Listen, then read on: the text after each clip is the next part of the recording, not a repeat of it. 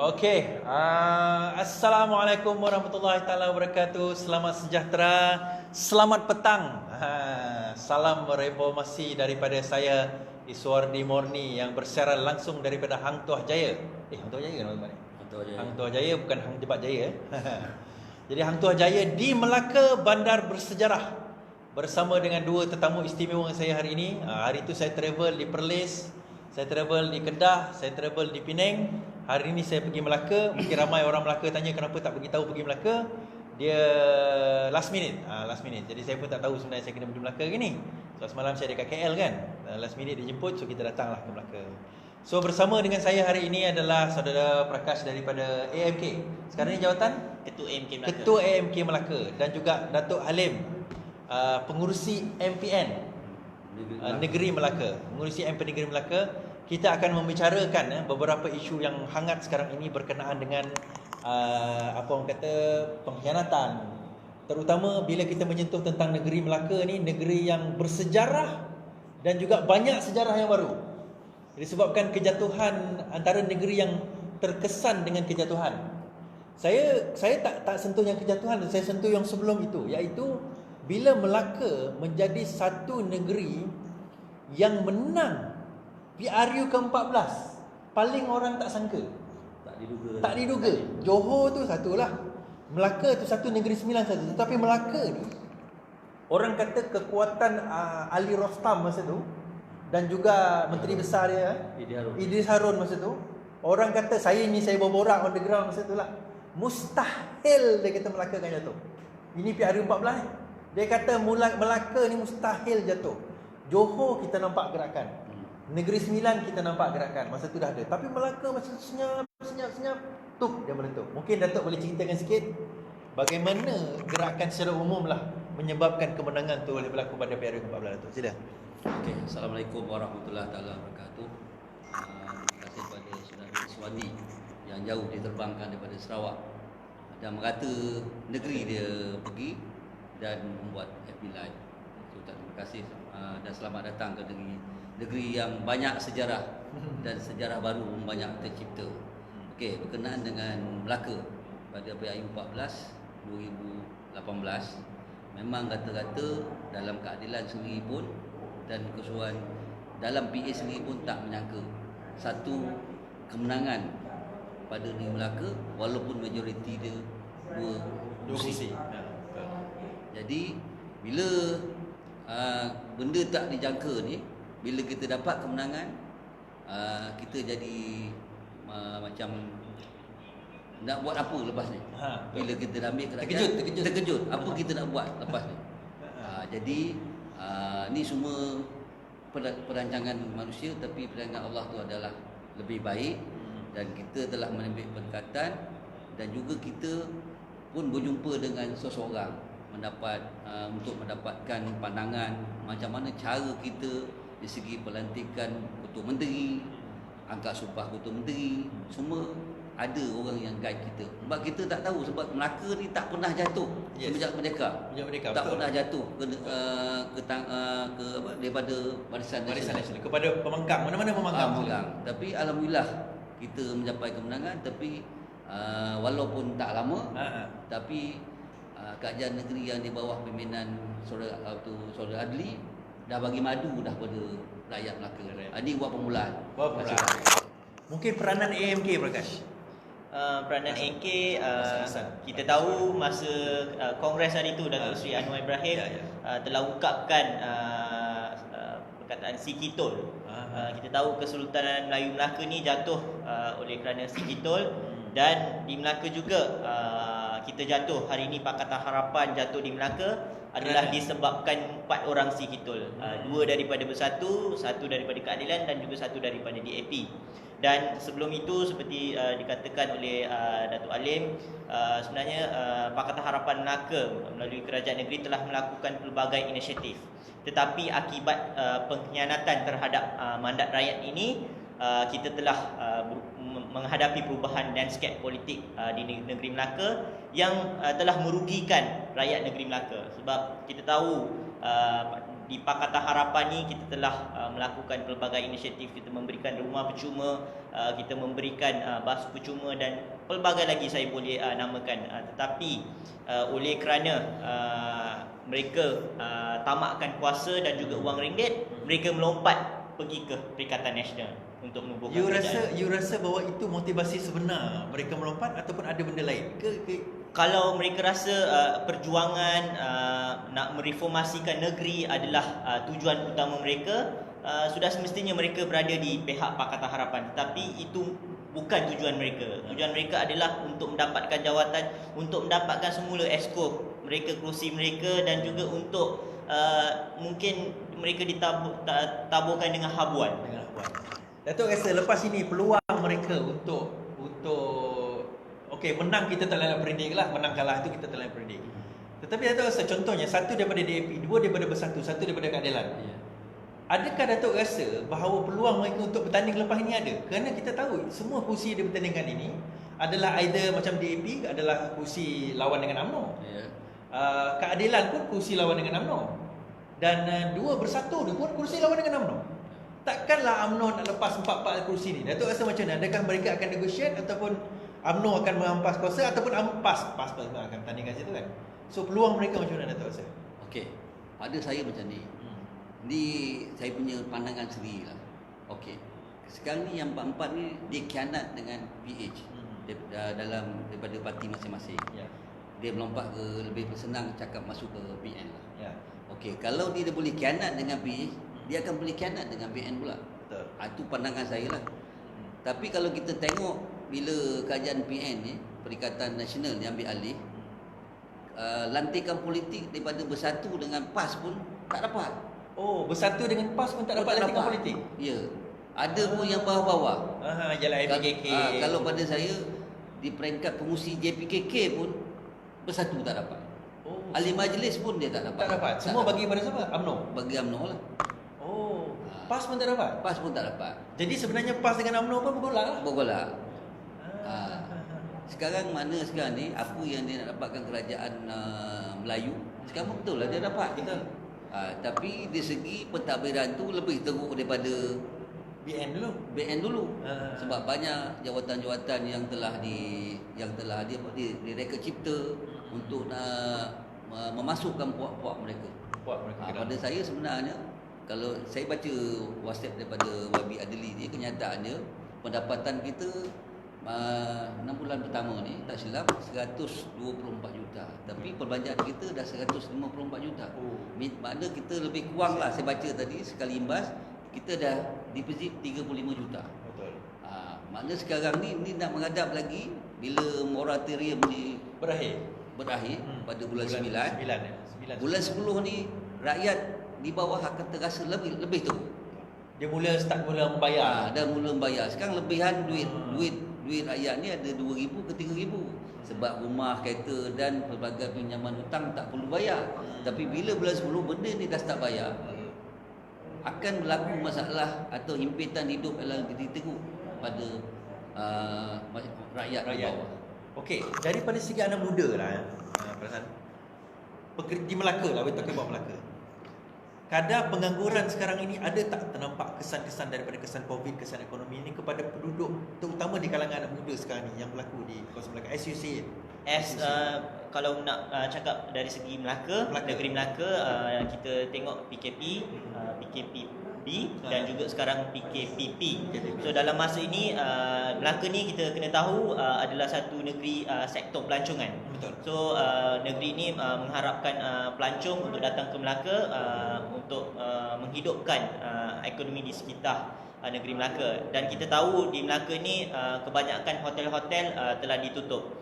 Hotel 5 star, Hotel Ramada, kalau Agung datang, Agung akan tinggal di Ramada pun telah ditutup. Oh, dah tutup. Akibat itu ramai telah hilang pekerjaan.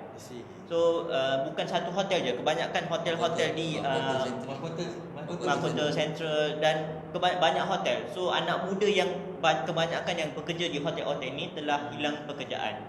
So ini telah memberikan impak dari segi kehidupan seharian mereka, dan juga sara hidup mereka amat terjejas. Saya tengok macam hotel mewah. Saya tak tahulah apa nama? Hilton. Hilton. Biasanya on average on a good day berapa? 300-400 punya satu malam. 180 je saya tengok. Betul. So macam Hilton 180 kan. So dia nak tak nak dia kena buat Betul. Dia jualan nak juga. survive juga. Okey, itu daripada segi industri pelancongan. Bagaimana pula industri contoh perkilangan ataupun industri perindustrian. Saya tengok Melaka ni pun boleh Kawasan tahan juga industri, kawasan betul. industri juga. So benda tu terjejas tak, terutama daripada pelabuhan-pelabuhan luar, ada tak? Anyone of you can comment on that? Dari segi pelaburan, kita telah menghadapi pertukaran kerajaan. So saya yakin kebanyakan pelabur-pelabur di luar itu tidak yakin untuk melabur di negeri Melaka disebabkan satu pandemik COVID-19, satu lagi ketidakstabilan politik di negeri Melaka. Dia Melaka. Okey. Ketua Menteri dia panggil kan, Melaka ni Ketua Menteri Raja Sarawak lah. Ketua Menteri, so far performance selepas 100 hari, lebih 100 hari. Dah lebih satu. Okey. Datuk, macam mana your comment on dia punya performance setelah lebih 1 hari daripada seorang ketua pemangkang lah kira itu lah, dan pengurusi MPN kan? Pemangkang. Sila. Okey, macam Ketua Menteri sekarang ni yang Amat Berhormat Datuk Sulaiman, dia berasal daripada Dun Lendu, Parlimen Meja Tanah. Oh, okey. Di situlah saya duduk juga, di Parlimen Meja Tanah. Parlimen Meja Tanah. Dan di Meja Tanah unik dia pula ada 3 giant lah. Okey. Ketua Menteri, Speaker dan Timbalan Menteri di Parlimen Meja Tanah. Okey, Ya, itu ya, betul. kita tinggalkan dulu. Okey. Yang saya tengok Ketua Menteri sekarang yang bukan mandat rakyat, tapi apa yang saya lihat sekarang ni, saya tak nampak apa pun. Tak ada dapat perubahan. Dia 100 hari. 100 hari saya tak nampak apa. Sebab apa? Dia tak boleh mengatasi Ketua Menteri yang dulu, iaitu mantan Ketua Menteri dulu, iaitu Wabi Adli. Wabi Adli. Sebab apa saya tengok sekarang? Yalah, kalau kita nak cakap hari bertemu rakyat tak boleh sebab kita dalam PKP. Betul. Okey, tapi dia sebagai Ketua Menteri, dari segi lawatan ke Dun-Dun pun saya tak nampak. Okey, walaupun PKP sebenarnya dia ada lesen khas. Ya, betul. Lesen lah betul dia nak pergi. Betul. Itu bukan alasan sebenarnya. Tapi yang macam hari bertemu rakyat tu maybe tak boleh lah. Yalah, tak boleh lah. Tapi untuk dia pergi ke Dun-Dun, lesen dia besar. Lesen dia besar. Betul. Macam masalah banjir pun ada sekarang. Betul. Lepas tu yang susah, sebab saya pernah pergi ke kawasan dia di Dun Lendu. Bagikan sumbangan, memang terjumpa betul-betul rakyat yang terlalu susah. Terlalu susah. Dalam pada masa PKP. Masa PKP Di kawasan Dun di dia kawasan sendiri. Dun Lendu. Dia masa kita merintah PA dah lulukan rumah kuli rakyat. Okey, Tapi betul. sampai yang saya pergi tu hari memang tak ada. Okey. Tapak ada tapi pemikiran rumah tak ada. Mungkin Datuk boleh cerita apa dia rumah peduli rakyat tu? Rumah kuli rakyat ni yang disediakan khas untuk rakyat di Melaka lah oleh kerajaan negeri, Percuma. tanpa bayar apa-apa. Oh, percuma. Percuma. Dia bagi. Ui, berapa besar? 2 bilik 30,000. Dua bilik? 3 bilik 37,000. Harga dia. Harga Harga. dia. 2 bilik 30,000, 3 bilik 37,000. Ya. Disediakan tapi diberi secara percuma Secara percuma kepada Rakyat yang kepada kena rakyat susah. yang susah. susah. Okey, dia ada kriteria adalah. Ya. Sebab rumah peduli rakyat yang kerajaan negeri bawah PA ni sediakan memang lagi baik daripada PPRT yang kerajaan PN. Beza dia, PPRT ni siling tak ada, longkang pun tak ada. Tapi rumah peduli rakyat 30,000 komplit semua. Siling Luas. ada, setiap bilik ada kipas, dapur pun kita sediakan. Dah dibagi semua dah. Dah dibagi Complete. semua. Almost finish lah, tak finish. Ni kira lam kaki masuk kan. Lah. Tak Tapi perlu tambahan. apa jadi sekarang?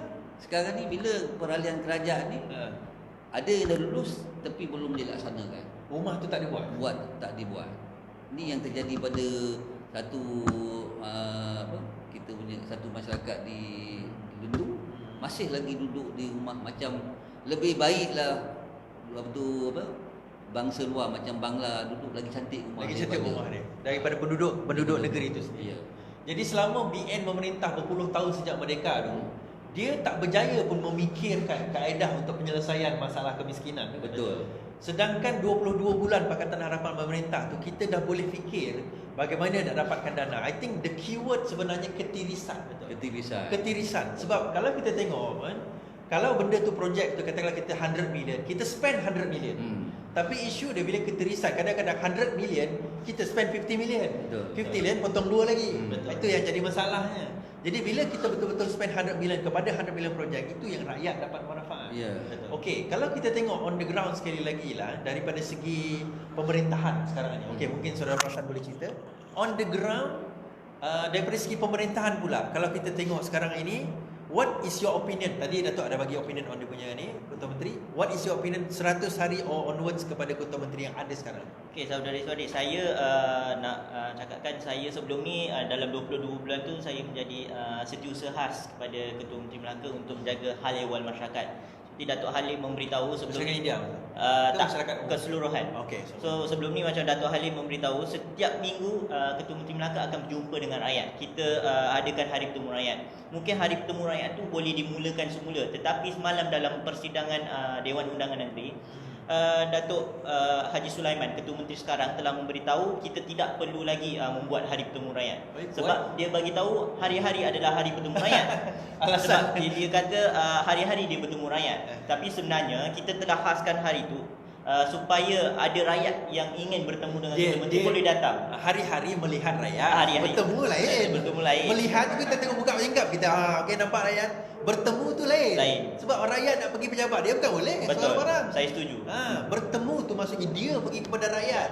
Rakyat pergi kepada dia, itu bukan bertemu. Betul. Itu rakyat datang nak mengadu dah. So itu hujah yang dimainkan oleh beliau semalam dalam persidangan Dewan Undangan Negeri. Dan seperti kembali kepada soalan, apa perbezaan antara kita dengan Pakatan Harapan selama 100 hari dan ke atas di bawah pentadbiran kerajaan pintu belakang ini, adalah saya nampakkan bila saya turun ke bawah semasa PKP untuk memberikan barang makanan kepada mereka, feedback daripada bawah adalah apabila barang makanan daripada kerajaan sampai kepada ketua-ketua cawangan, ketua-ketua cawangan daripada parti politik mereka hanya memberikan barang makanan tu kepada saudara mara mereka, kepada kawan-kawan mereka yang tidak susah. Yang susah, rakyat yang susah tidak mendapat barang keperluan makanan tersebut. Macam kita tahu banyak daripada mereka terjejas dari segi pendapatan. Ada yang mempunyai pendapatan seharian, yang tidak mempunyai pendapatan semasa PKP. Mereka semua terjejas. Mereka memerlukan makanan, tetapi kerajaan ini tidak menampakkan masalah mereka adalah satu masalah utama kerajaan negeri. Betul. Okey. Balik kepada cerita politik kita, ada seseorang dari Bersatu, saya dengar lah dari Bersatu yang bercita-cita jadi Ketua Menteri Melaka Bersatu. Ya, ada. Jadi saya ikut bacaan saya lah. Saya ni orang Sarawak, mungkin jauh kan. Saya salah faham ke apa kan.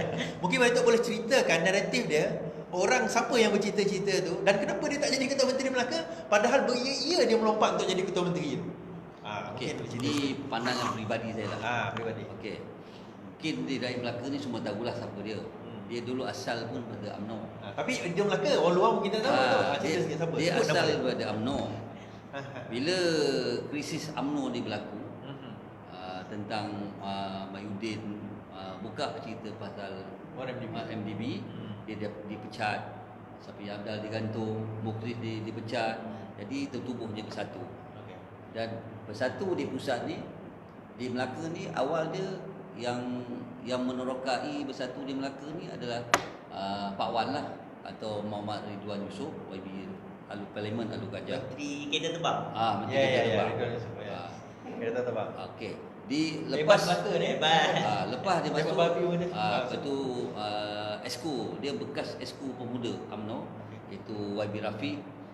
Lepas tu YB Afendi ni dia asal dia bukan ahli politik. Yang di akademik. Dia akademik. Oh, lecturer lah. Lecturer di MMU MMU. yang dipahamkan. Cuma yang betul-betul YB Rafiq ni lah daripada UMNO, dia masuk Bersatu dan bertanding di payung rumput. Patut payung rumput tu kita punya seat. Betul. Tapi kita sanggup bagi kat dia. Sanggup bagi kat dia atas perjuangan untuk rakyat. Untuk rakyat. Dan bila menang dilantik sebagai Esko. Esko dikatakan Esko kanan. Esko kanan pula tu. Esko kanan. Selepas Ketua Menteri dia adalah Esko yang Yang macam timbalan. macam timbalan. Diwujudkan. Dan juga kira Esko pelaburan. Apa dia labur saya tak tahulah. Lebur dia lah. Dia lebur ke dia labur kita tak tahu. Tapi dialah yang bercita-cita nak jadi Ketua Menteri. Dan bila perayaan kerajaan dulu pada PN yang yang khianatan berlaku, nama dia sebenarnya diangkat sebagai Bakal Ketua Menteri. bakal Ketua Menteri. Tapi UMNO ni dia bukan orang yang bagi cara mudah. Betul. Dia akan tekan apa segi pun janji UMNO dapat. Dia akan tekan mana segi pun dia nak dapat juga. Jadi bila tekanan tu berlaku, sekarang Datuk Sulaiman lah daripada UMNO juga. Daripada UMNO juga. Ah, So akhirnya dia 4 orang ni nak melompat kononnya daripada exco kanan ni. Dia kalau pusat tu timbalan Perdana Menteri lah. Kepada sekarang ni dia pegang apa? Dia exco Belia dan sukan. sukan. Exco yang keempat. Exco yang keempat, yang paling bawah. Yang paling bawah. Daripada yang paling atas kepada yang paling bawah sekarang. Yang YB jalani dengan YB Nur Hizam okey lah. Exco yang sama dalam Dia PN, dikekalkan. dapat dalam PN dia kekal. Kekal.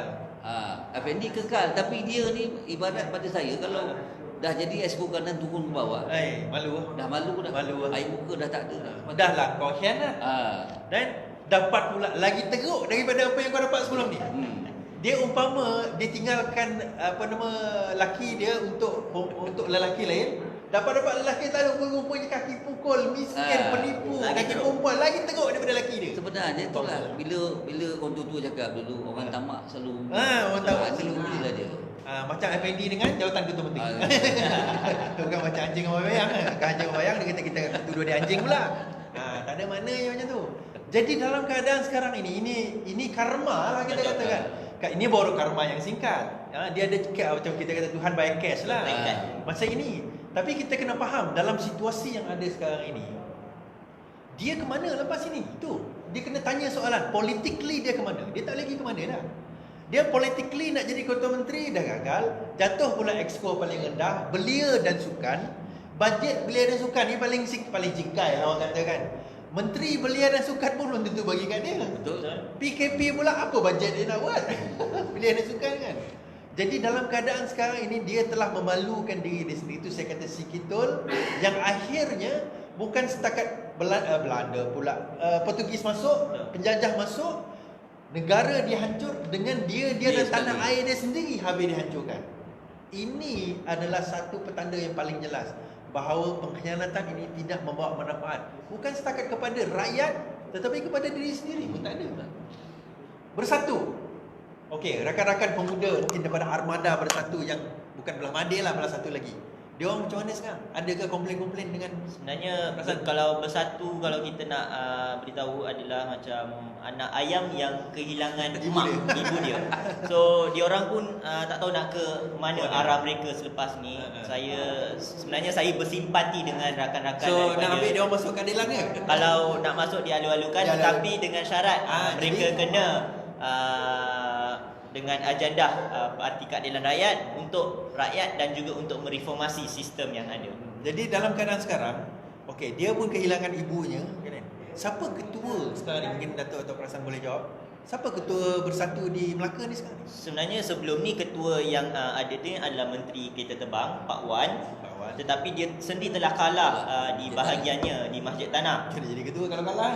Dah kalah, so kita tengah tunggu pemilihan. Pada satu kalau berakhir mungkin Presiden boleh melantik ketua baru. Itu ketua secara lantikan, tapi natural leaders dia orang ada tak yang orang nampak sebagai yang macam kalau kita lah, mungkin Dato', mungkin Cikgu Rafi, mungkin you, Perasan sebagainya.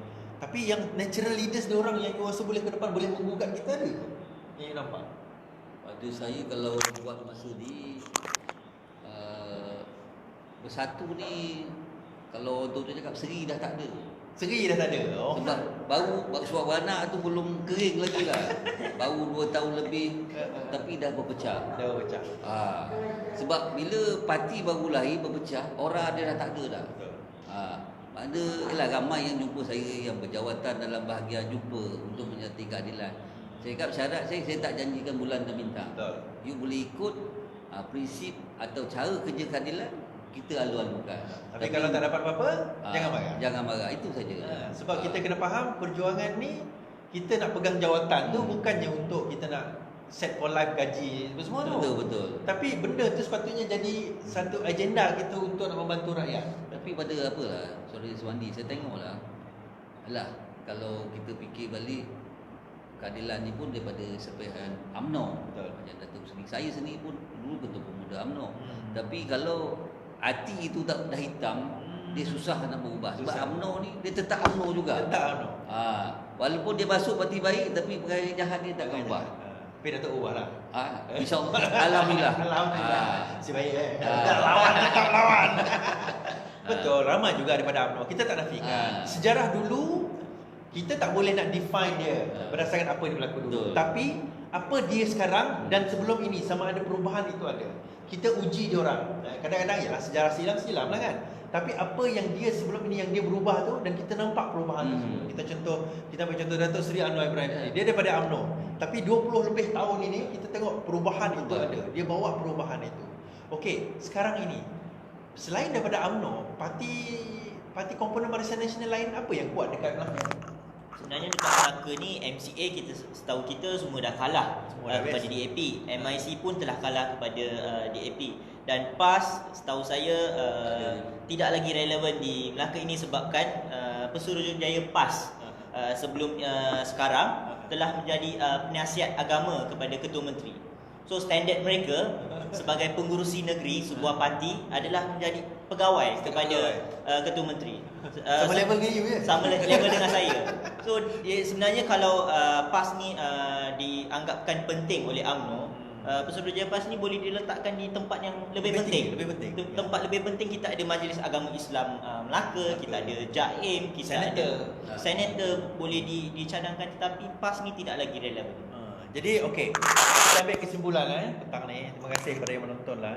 Kesimpulan yang kita boleh simpulkan, pengkhianatan itu tidak membawa apa-apa kebaikan pun. The price that they have to pay adalah price yang terlalu sedikit, malah kos yang dia orang kena tanggung itu sebenarnya lebih besar. Bukan setakat kepada rakyat tetapi kepada diri mereka sendiri. Dan perjuangan yang mereka bawa selama ini sebenarnya adalah perjuangan yang memakan diri sendiri.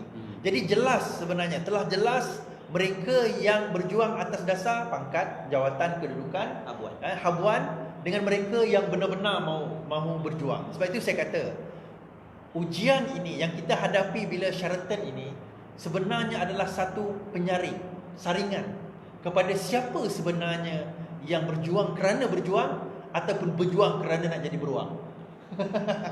Contohnya Cikgu Rafi cerita kan, dia bila YDP ramai orang nak tolong dia, orang nak ni nak tu. Bila dah tak jadi YDP, semua pergi, semua hilang. Masa tu kita kenal siapa kawan dan siapa lawan kita. Okey, secara konklusi Datuk, mungkin Datuk boleh konklusikan Bagi anak muda dulu. bagi anak muda, sila anak muda.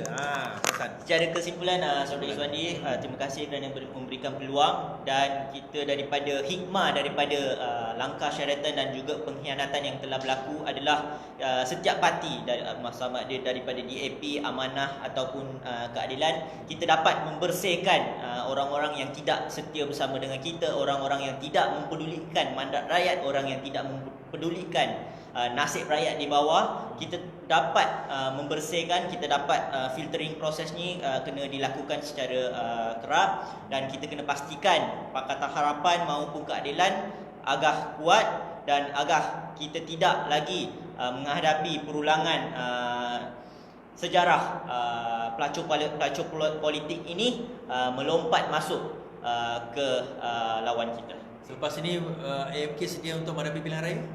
Kita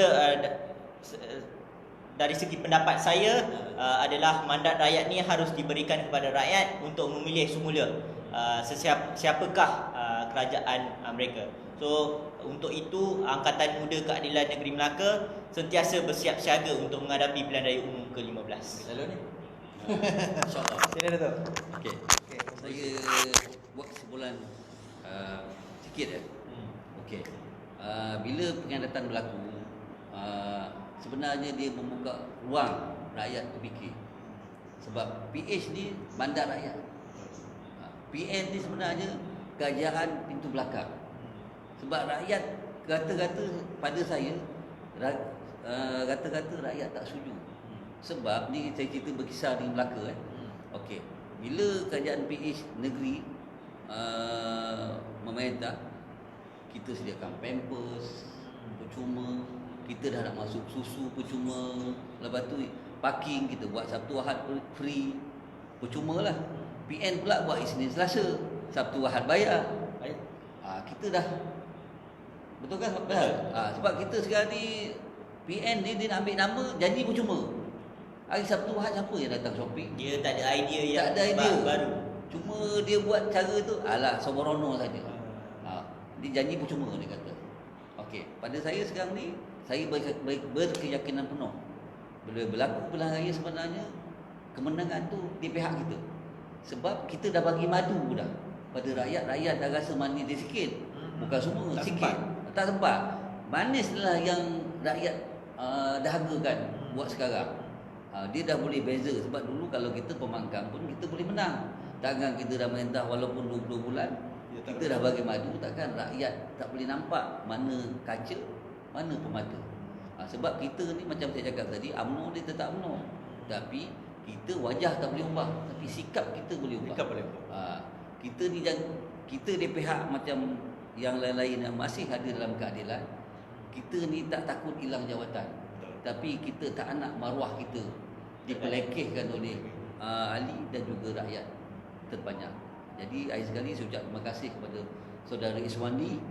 Walaupun pertama kali, tapi saya rasa semangat. Bila rasa seronok bila AB Live ni dilakukan. Jadi saya ingat pada akan datang benda ni dapat dilakukan. Ini sebagai maklumat pada rakyat di sekeliling. Okey. So terima kasih kepada Salim, kepada semua, insya-Allah macam kita dapati tadi, kita di bagaimana bagi saya pergi Perlis, kita bercerita tentang pengkhianatan PAS, kita pergi pengkhianat yang ada, peluang PAS, kita pergi Kedah, Bersatu dikhianat, Kerajaan Kedah dikhianat oleh Bersatu, dikhianat oleh rakan-rakan yang komponen lain. Kita pergi Penang, walaupun tak ada pengkhianatan itu, ada juga sebenarnya Afif kan. Ada juga melompat kan. Dan kita pergi Melaka, kita cerita yang sama. Tapi ujung dia macam saya kata, dia menang belum tentu menang, kalah belum tentu kalah kan? Menang belum tentu menang. Kenapa? Dia menang, dia jadi kerajaan, dia dapat jatuhkan kita. Tetapi sekarang lah, dan kita main politik ni adalah satu jangka masa yang panjang. Dan pengkhianat ini orang akan sentiasa ingat. Si Kitol ditulis dalam sejarah sebagai pengkhianat, tak pernah lagi padam. Beratus tahun tak pernah lagi padam. Dan kita ulangi cerita itu, Datuk Seri ulangi di Kongres di Melaka. Saya berdiri depan Datuk Seri masa tu, dia cerita si Kitol tu, dia ulang di Melaka dan berlaku di Melaka. Sangat menarik. Allah, kita kata itu satu macam the history in the making. Perancangan Allah Ta'ala. Perancangan Allah Ta'ala, the history in the making. Tuhan buka, dedahkan orang-orang ini di hadapan rakyat, di hadapan pengundi kita. Dan saya yakin, di samping keyakinan kita tadi, kita kena usaha. Kita kena buat kerja kita kena terus sebarkan video-video macam ni kan. Kalau kita ada live, insya-Allah Melaka pun akan buat live dia. Kita tengok apa nama, lampu dah siap semua, kameraman kita pun ada kat belakang ni dengan orang-orang kita, insya-Allah. Saudara Man, Allah lupa nama tadi. Hanif, saudara Hanif membantu kita di belakang, insya-Allah. So terus siapa-siapa yang berada di Melaka, kita akan ada live nanti di Melaka untuk bersama dengan kru-kru kita ini. Kita buat live Melaka, kita pastikan kita gegarkan Melaka, kita hancurkan pengkhianat nasional, kita naikkan anak bangsa Pakatan Harapan. Yang penting kita lawan, tetap lawan. Okey, sekian, terima kasih.